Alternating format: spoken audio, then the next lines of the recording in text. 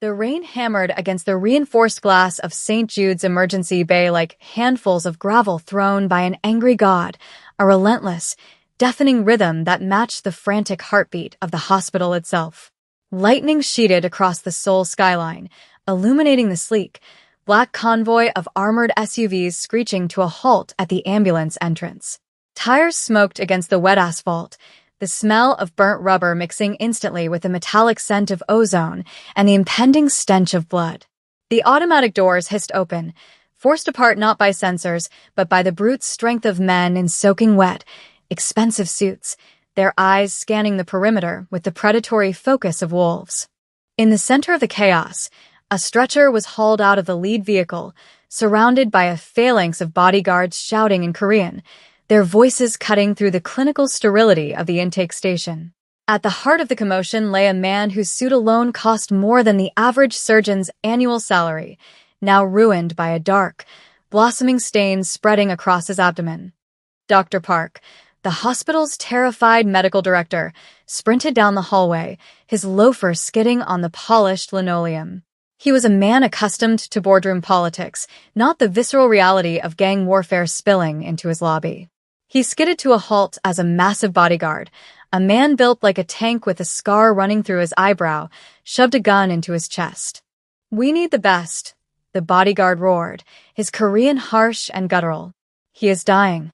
If he dies, everyone in this building dies. Do you understand?" Dr. Park trembled, his glasses slipping down his nose as he looked at the patient. He recognized the face immediately. Everyone in the city did, though usually only in whispered rumors or blurred paparazzi photos. It was Kang Dae-hyun, the shadowy head of the Magumwa Syndicate, a man who controlled half the shipping lanes in the Pacific. And he was bleeding out on Dr. Park's floor. I will call Dr. Choi. He is the head of trauma," Park stammered, reaching for his pager. The bodyguard slapped the device out of his hand, the plastic clattering across the floor. "No." "Boss said the best. The absolute best. We know who works here. We know who you have hidden away in the archives because she was too good for your fragile egos." The bodyguard leaned in, the barrel of the weapon pressing painfully into Park's sternum. "Get Dr. Kamara."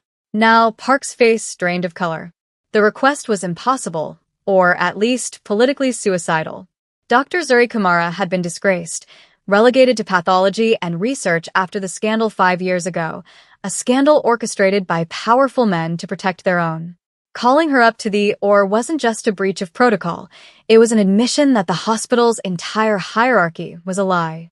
But as the monitor hooked to Dae-hyun began to scream a high-pitched warning, beep beep beep, Park realized he had no choice. The thunder crashed outside, shaking the foundation, as Park turned to a nurse, his voice barely a whisper. "Page Dr. Kamara. Tell her the devil is calling in a debt."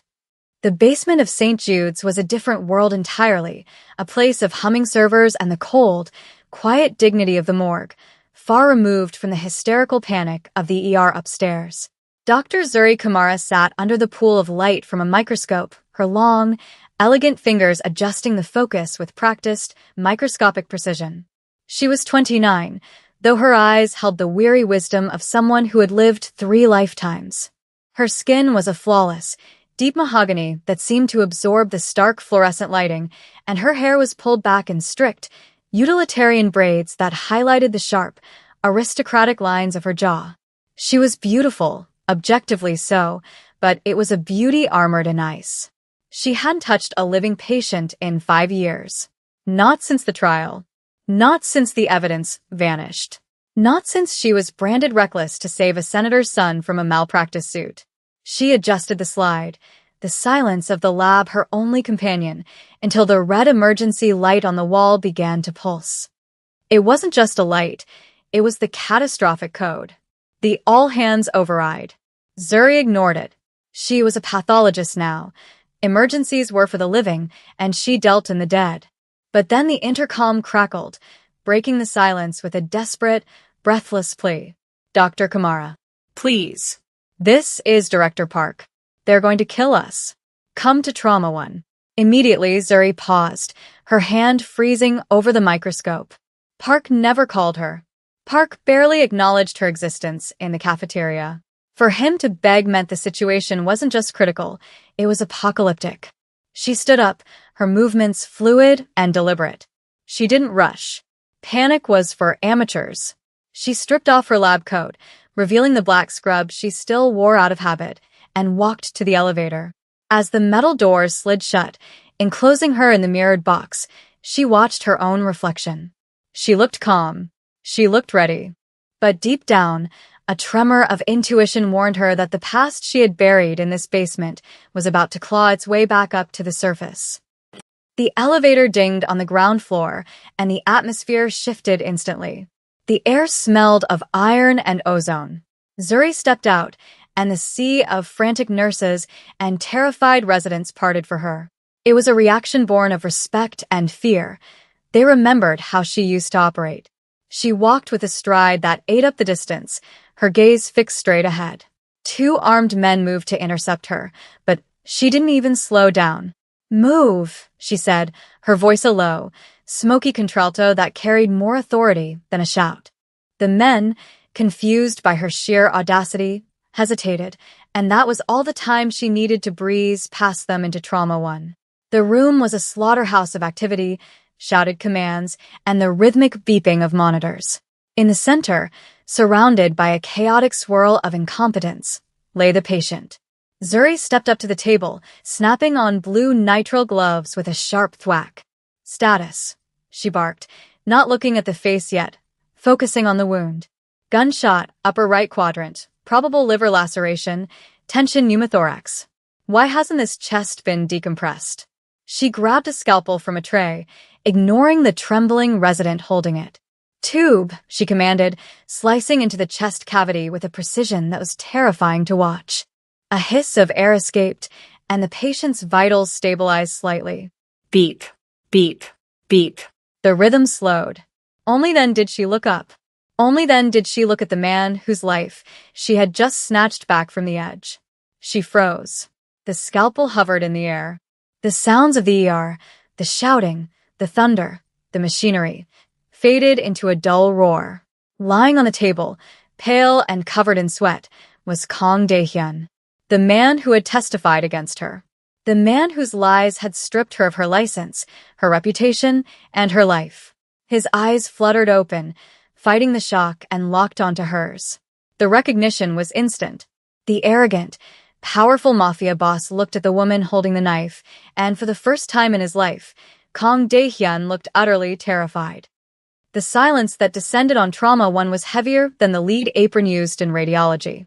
It was a suffocating, pressurized vacuum where the only sound was the mechanical hiss of the ventilator and the rhythmic thump-thump of the monitor tracing Dae-hyun's struggling heart. Zuri stood over him, her hand steady, but her mind reeling with a 5-year-old rage that tasted like bile. This was the man who had sat in a deposition chair, looking impeccable in an Armani suit, and calmly explained to a medical board that Dr. Kamara had been negligent, that she had been drunk, that she was the reason the senator's son had died on the table. It was a lie. He had been the one who forced the surgery in an unsanitized safe house. He was the one who delayed transport. But his money and his influence had painted a different picture, and she had been the canvas for his masterpiece of deceit. "You," she whispered, the word carrying more venom than a scream. Dae-hyun's lips moved, dry and cracked. He was trying to speak, but the oxygen mask fogged with his shallow breaths. His hand, stained with his own blood, twitched upward, reaching toward her, or perhaps trying to ward her off. The giant bodyguard stepped forward, sensing the shift in the doctor's demeanor, and raised his weapon, aiming it directly at Zuri's temple. "Fix him," the thug growled. "If you stop, I blow your brains out." The threat hung in the humid air, gross and violent. The other medical staff cowered, diving under desks or pressing themselves against the tiled walls. Director Park was weeping silently in the corner. But Zuri didn't flinch. She didn't even look at the gun. She kept her eyes locked on Dae-hyun, her dark eyes burning with a mixture of hatred and professional obligation. "If you shoot me," Zuri said, her voice terrifyingly calm, "he dies in 3 minutes. His hepatic artery is nicked. He's bleeding internally at a rate of 500 milliliters a minute. There isn't another surgeon in the city. who can navigate that damage without killing him. So go ahead. Pull the trigger. Be the man who killed Kang Dae-hyun. She turned her head slowly, glaring at the bodyguard with such ferocious intensity that the massive man actually took a half step back. Put the gun away. Get out of my operating theater. Or I walk away and let him drown in his own blood. It was a bluff. She had taken an oath, and despite everything, Zuri was a doctor first and a victim second, but the bodyguard didn't know that. He looked at his boss. Dae-hyun gave a microscopic nod, his eyes pleading. The bodyguard lowered the weapon. Clear the room, Zuri ordered, snapping back into command mode. I don't need an audience. I need a scrub nurse who doesn't shake and an anesthesiologist who knows how to handle a hypotensive crisis. Everyone else, out. The room emptied in a flurry of white coats and expensive suits, leaving Zuri alone with her demons and her patient. She looked down at Dae-hyun, her mask hiding the grim set of her mouth. You destroyed my life to save yourself, she murmured, leaning close to his ear as she prepared the clamp. And now the universe has a sense of humor. Because I'm the only thing standing between you and hell. She didn't wait for a response. She signaled the anesthesiologist. Put him under. Deep, as the drugs flooded his system and his eyes rolled back, Zuri felt a strange, cold clarity. She would save him. Not for him, but to prove that she was still the best. And once he was well, she would make him pay. The surgery was a war of attrition waged on a battlefield of flesh and bone. For 4 hours, Zuri Kumara was not a woman, not a victim, not a disgraced employee. She was a machine of supreme competence. The operating theater lights beat down like a desert sun, sweat beading on her forehead, instantly wicked away by the scrub nurse she had handpicked. The damage to Dae-hyun's internal organs was catastrophic.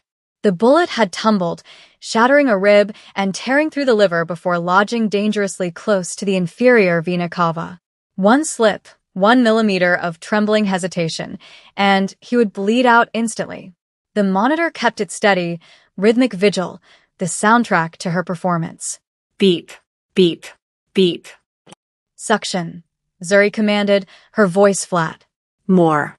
I can't see the bleeder. The blood welled up, dark and viscous, obscuring the surgical field. She reached in, her gloved hands moving with the grace of a concert pianist and the brutality of a butcher. She could feel the pulse of the great vessel against her fingertip, thrumming like a trapped bird. This was the competence porn that the hospital legends were built on, the sheer, unadulterated skill that made Zuri Kumara a prodigy before the fall. She visualized the anatomy in 3D within her mind, seeing past the blood, past the tissue, understanding the architecture of the body better than she understood her own heart. Clamp, she snapped. The metal clicked. The bleeding slowed. Suture. 4-0 proline. As she stitched the liver, her mind involuntarily flashed back to 5 years ago. The rain had been falling then, too. She remembered the safe house. She remembered Dae-hyun standing over her, holding a phone, ordering the cover-up while she frantically tried to resuscitate the boy he had put in danger. He had looked at her then with cold detachment, weighing her value against his empire and deciding she was expendable. Now, she held his liver in her hands.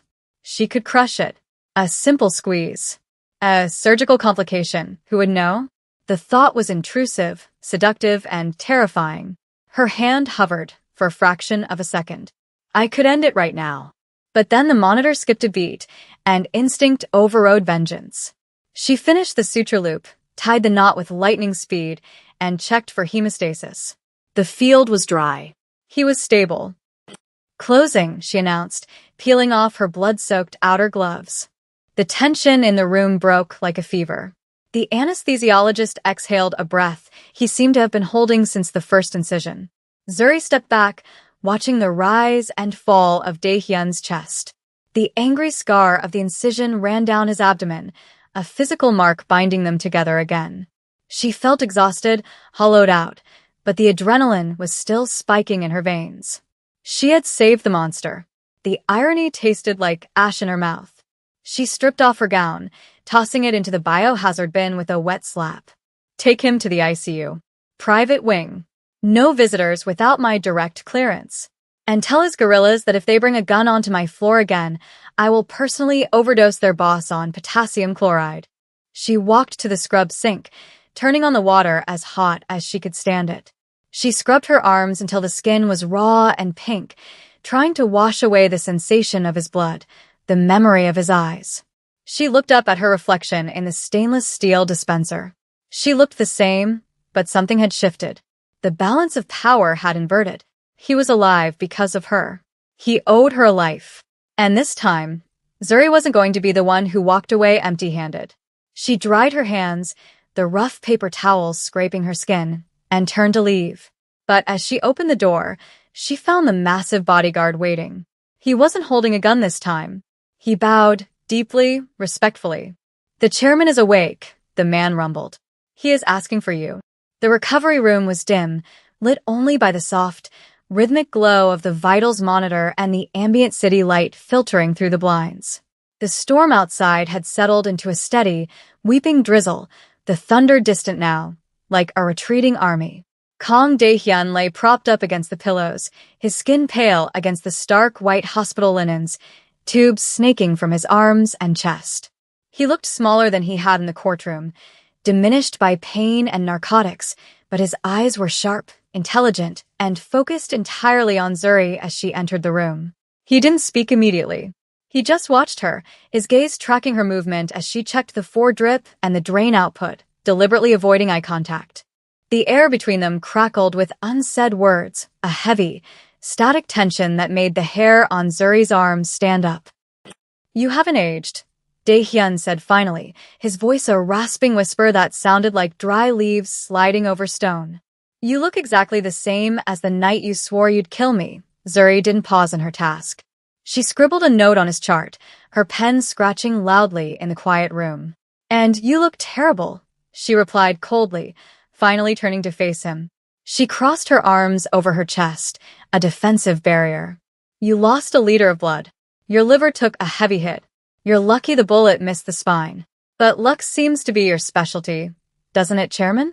Luck and buying people off." Dae-hyun let out a short, pained laugh that turned into a cough. He winced, clutching his side. "It wasn't luck today, Dr. Kamara. It was you. I knew if anyone could fix this mess, it was you." He looked at her with a strange intensity, a flicker of regret warring with his natural arrogance.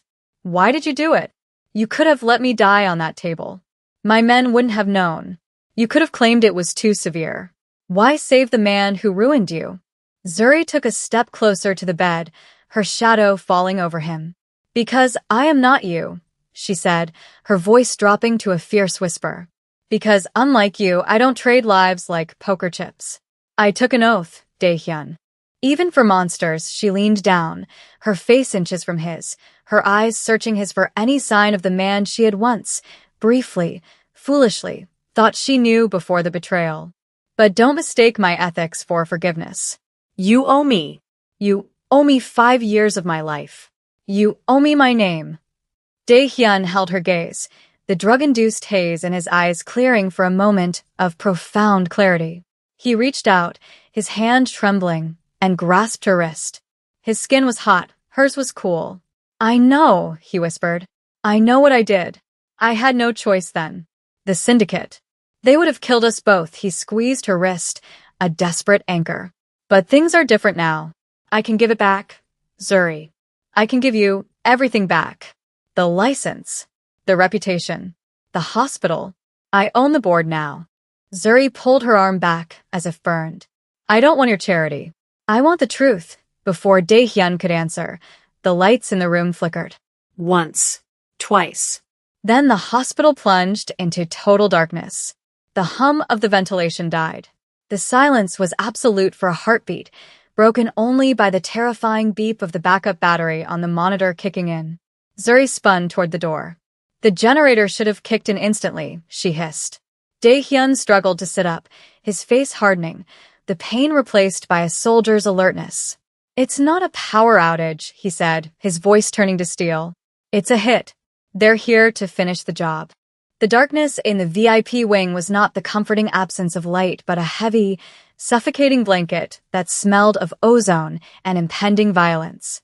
The red emergency strip lighting flickered into life, casting long, bloody shadows that danced along the corridor walls like specters of the dead. Zuri didn't waste a second. She grabbed a pair of surgical shears from the bedside table and shoved them into the pocket of her scrubs. "Can you walk?" she demanded, her voice a low vibration against the sudden silence of the hospital. Dae-hyun swung his legs over the side of the bed, his face a mask of sheer while suppressing agony. He gritted his teeth, sweat popping on his forehead as his abdominal muscles, recently sliced and sutured, screamed in protest. "I can walk," he grunted, though his knees buckled the moment his feet touched the cold linoleum. Zuri caught him, her shoulder jamming under his armpit, taking his weight with a deceptive strength honed by years of hauling cadavers and heavy equipment. They moved toward the door, the four-pole abandoned, dragging a trail of disconnected wires. Zuri cracked the door open a fraction. The hallway was empty, but the silence was wrong.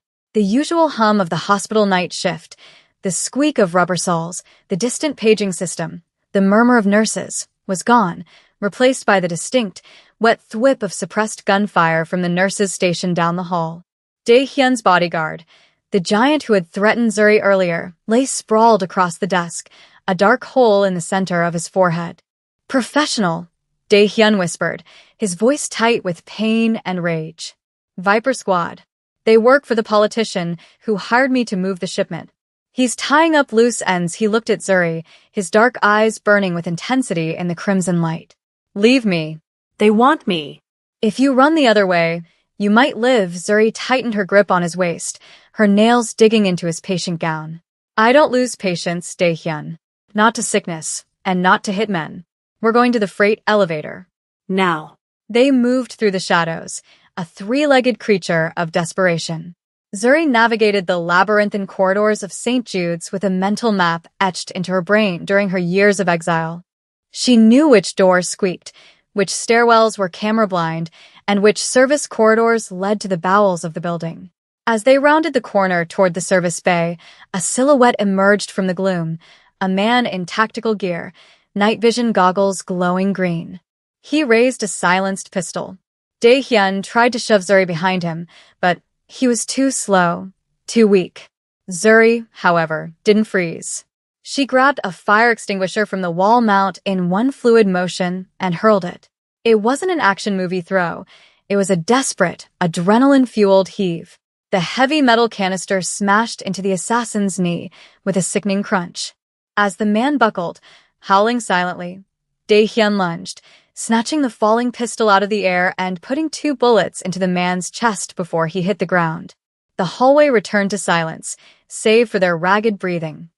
"You have a good arm," Dae-hyun wheezed, checking the magazine with trembling hands. Blood was seeping through his bandages, blooming like a red flower on his white gown. "Pathology requires upper body strength," Zuri replied curtly, dragging him toward the heavy steel doors of the service elevator. She swiped her badge. Thank God the internal readers still had battery backup, and the doors groaned open. They collapsed inside, Zuri hitting the button for the sub-basement. As the car descended, the metal rattling around them, the intimacy of the small space amplified the tension. Dae-hyun slid down the wall to a sitting position, his gun resting on his knee. He looked up at her, really looked at her, seeing not just the doctor he had wronged, but the warrior he was forced to rely on. "Why?" he asked again, the question hanging in the stale air. "You know I'm a criminal. You know I destroyed you. Why fight this hard?" Zuri looked at the floor numbers ticking down. "Because if they kill you here, they kill the truth. And I'm tired of the lies winning." The elevator doors parted to reveal the sub-basement, a realm of cold concrete, humming generators, and the sterile chill of the morgue. This was Zuri's kingdom. The air here was 10 degrees cooler, smelling of formaldehyde and dust. "The MRI suite is down the hall on the left," Zuri whispered, helping Dae-hyun to his feet. "It's the only room with a lock heavy enough to hold them off, and it has a dedicated phone line for technical support that bypasses the main switchboard." They shambled down the corridor, their footsteps echoing like thunder in the quiet. But as they reached the heavy, shielded door of the MRI room, the sound of boots on the stairs behind them grew louder. The assassins were efficient. They were sweeping the building floor by floor. They were trapped. Zuri shoved Daehyun into the control room, but instead of locking herself in with him, she moved toward the scanner room itself. "What are you doing?" Daehyun hissed, gripping the doorframe, his face gray. "Get in here." Zuri shook her head, her eyes flashing with a dangerous, calculated intelligence. "They have body armor. They have automatic weapons. You have one gun and a bleeding liver. We can't outshoot them. We have to outsmart them." She pointed to the massive, donut-shaped machine in the center of the glass-enclosed room. "That is a 3 Tesla magnet. It's always on. Even in a power outage, the superconductive cooling keeps the field active." She ran into the room, grabbing a heavy oxygen tank and positioning it precariously near the entrance, then sprinted back to the control room, locking the heavy door just as the stairwell burst open. 3 men in tactical gear flooded the hallway. They saw the closed door of the control room, the glass separating them from their targets. The lead assassin raised an assault rifle, preparing to shatter the reinforced glass. Zuri slammed her hand onto the intercom button. "I wouldn't step closer if I were you," she announced, her voice amplified and distorted by the speakers. The leader laughed, a muffled sound behind his mask. "Open the door, Dr. Kamara. Or we kill everyone in this basement." He signaled his men to breach the scanner room to flank them. It was exactly what Zuri had waited for. As the 2 men kicked open the door to the MRI chamber, stepping across the threshold with their rifles raised, physics took over. The magnetic field of a 3 Tesla MRI is 30,000 times stronger than the Earth's magnetic field. It is invisible, silent, and merciless to ferromagnetic metal. The moment the assassins stepped past the 5 Gauss line, the assault rifles were ripped from their hands with the force of a car crash, flying through the air and slamming into the bore of the magnet. The men were jerked forward, their tactical vests, laden with steel plates and ammunition, turning into anchors dragging them toward the machine. The oxygen tank Zuri had placed earlier became a missile, launching horizontally and pinning one of the men against the machine with a bone-shattering clang. The lead assassin in the hallway watched in horror as his team was neutralized by invisible giant hands. In the control room, Daehyun stared at Zuri, his mouth slightly open. "Remind me," he murmured, a terrified respect in his eyes, "never to piss you off in a room with heavy machinery." Zuri didn't smile. She was already moving to the back of the control room, to a nondescript filing cabinet hidden behind stacks of old hard drives. "The phone line is dead," she said, checking the receiver. "They cut the hard lines. But we don't need a phone. We need evidence." She unlocked the cabinet. Inside wasn't medical supplies, but a stack of pathology reports, hard drives, and physical samples, the insurance she had been gathering for 5 years. She pulled out a clear specimen bag containing a deformed, copper-jacketed bullet. She turned to Daehyun, holding it up like a holy relic. "This," she said, her voice trembling with suppressed emotion, "is the bullet I pulled from the senator's son 5 years ago. The one you said didn't exist. The one the coroner lost, I kept it, along with the DNA analysis proving it came from a police-issue service weapon." Daehyun stared at the bullet. The silence in the room was heavy, weighted with the ghosts of the past. "You kept it," he whispered. "You knew they would come for you eventually." Zuri nodded, her eyes hard. "I knew you would come back. Or the people who own you." She tossed a thick file onto the console. "This isn't just about the senator's son. It's about the illegal organ harvesting ring operating out of the VIP wing. The ring you facilitate. The ring Director Park runs." Daehyun looked at the files, the undeniable proof of his own complicity, and then back at the woman who had saved his life twice in one night. The arrogance was gone. The criminal facade cracked. "The man who ordered the hit tonight," Daehyun said quietly, "is Senator Kim, the father of the boy. He runs the ring. He wanted me dead because I was asking for a bigger cut. He wanted you dead because you're the only loose end." He looked up, his expression resolute. "There is a broadcast server room on the roof. It controls the hospital's internal TV network and has a satellite uplink for medical conferences. If we get this up there, we can broadcast it to the entire city." The journey to the roof was a gauntlet of pain and adrenaline. They moved through the stairwells, avoiding the elevators which had become death traps. Dae-hyun was fading, his skin cold and clammy, his weight increasing on Zuri's shoulder with every step. But he kept moving, driven by a vindictive desire to burn down the masters who had betrayed him. They reached the roof access door, the wind howling outside, rain lashing against the metal. Zuri pushed the door open, and they stepped out into the storm. The helipad was awash in floodlights, the rain slicing through the beams like silver needles. Standing between them and the server room was the final obstacle, the corrupt handler himself, Senator Kim's personal fixers, a team of elite mercenaries surrounding a man in a trench coat, Director Park. Park looked pathetic and terrifying all at once, holding a pistol with shaking hands. "I'm sorry, Zuri," Park shouted over the roar of the wind and the thrum of a hovering news helicopter that had been circling the gang war below. "I have to do this. They'll kill my family." He raised the gun. Dae-hyun slumped against a ventilation unit, too weak to lift his weapon. Zuri stepped in front of him, shielding the Mafia boss with her own body. "You're not a killer, Park," she shouted back, her voice cutting through the storm. "You're a bureaucrat. You're a coward. But you're a doctor. Put it down." Park hesitated, tears mixing with the rain on his face. But the mercenary beside him didn't hesitate. He raised his rifle. Suddenly, a blinding spotlight hit them from above. The news helicopter dropped lower, sensing the climax of the drama. The intrepid reporter inside, seeing the standoff, zoomed the camera in. The feed was live. Millions of people in Seoul were watching their breakfast news, seeing the director of St. Jude's holding a gun on a wounded patient and a doctor. The mercenary faltered, realizing they were on camera. Zuri seized the moment. She held up the specimen bag with the bullet and the files, thrusting them toward the sky, toward the camera. "Senator Kim killed his own son," she screamed, her voice breaking with the force of the truth. "This is the evidence. This is the bullet." Director Park covered it up. The revelation, amplified by the visual of the desperate doctor and the dying mobster, was instantaneous. The mercenary lowered his weapon, realizing the operation was blown. Park collapsed to his knees, dropping the gun. Sirens wailed in the distance, growing louder, converging on the hospital not as a rescue for the rich, but as a raid.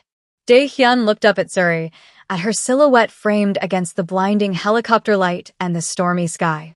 She looked like a Valkyrie, an avenging angel of science and truth. He closed his eyes, a small, genuine smile touching his lips for the first time in years. The house of cards had fallen. The aftermath was a blur of flashing lights, police tape, and frantic questions. The sun had risen, bathing the wet streets of Seoul in a clean, golden light that felt incongruous with the violence of the night. Zuri sat on the back of an ambulance, a shock blanket draped over her shoulders, watching the police lead Director Park away in handcuffs. The media circus was in full swing, cameras pointed at her, but she ignored them. Her work was done. The evidence was in the hands of the prosecutor. The senator had been arrested an hour ago, his immunity stripped by the undeniable public outcry. A gurney was wheeled past her. Dae-hyun lay on it, stabilized, handcuffed to the rail, but alive. He made the paramedics stop as they passed her. He looked different in the daylight, older, tired, stripped of his expensive armor. "You did it," he rasped, his voice weak but clear. "You burned it all down." Zuri looked at him, her expression unreadable. "I just cut out the infection," she said softly. "That's what doctors do." Dae-hyun nodded slowly. "I'm going to prison. For a long time. But my lawyers, they have instructions. The board is gutted. The hospital needs new leadership. I still own the majority share, through a shell company. I'm transferring my voting rights to you." Zuri's eyes widened. "I don't want your blood money, Dae-hyun," he smiled, a sad, crooked expression. "It's not money. It's penance. Make it a place where the best doctor handles the case, not the richest. Fix what I broke." He leaned back, signaling the paramedics to move on. As they wheeled him toward the police transport, he looked back one last time. "Thank you, Dr. Kamara, for saving the monster." Zuri watched him go, the heavy doors of the van slamming shut. She stood up, the blanket falling from her shoulders. She took a deep breath of the cool, rain-washed air. She was exhausted, bruised, and traumatized, But for the first time in 5 years, she was free. The underestimated expert had not only survived, she had rewritten the rules of the game. In a world built on lies, competence is the only revolution. Zuri Kamara proved that the sharpest weapon isn't a gun or a knife, it's the truth, wielded with surgical precision. But real life doesn't always have a surgeon to save the day. That's why you need to stay sharp, stay skilled, and never let them underestimate you. If you enjoyed this story of high-stakes justice, hit that like button, subscribe for more thrilling narratives, and let us know in the comments, would you have saved the enemy?